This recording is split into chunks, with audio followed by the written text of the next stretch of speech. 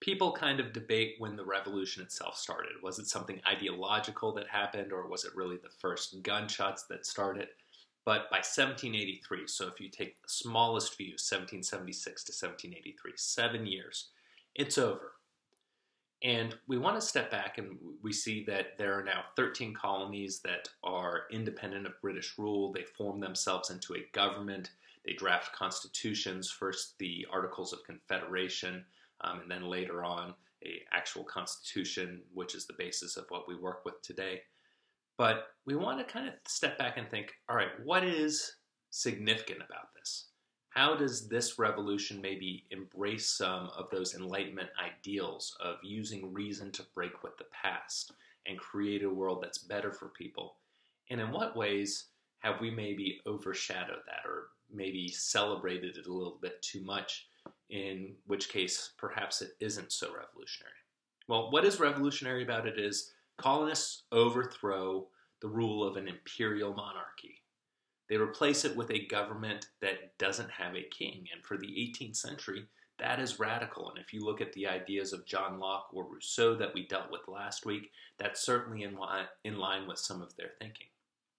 A lot of the ideas in the Declaration of Independence, which is one of those sources that we're going to play around with in class this week, come from ideals that we discussed in the Enlightenment, especially notions of liberty. But really, aside from not having a king, things aren't all that revolutionary.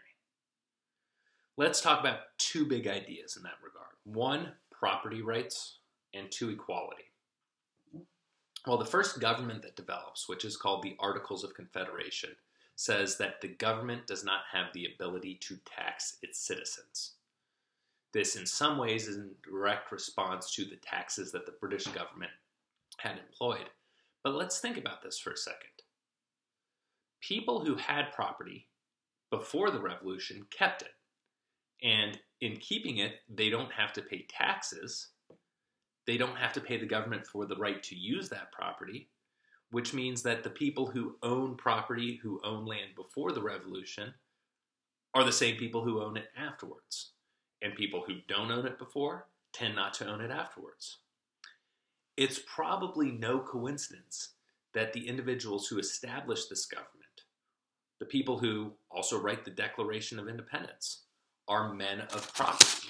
And so when they're talking about people's right to control their property, they're really talking about the things that benefit them, that don't necessarily benefit poorer people, and certainly do not benefit slaves.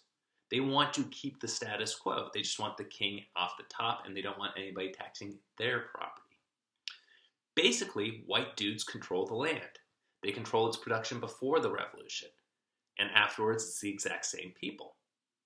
The other thing that makes this maybe not so revolutionary is the quote that we all know so well. We hold these truths to be self-evident, that all men are created equal.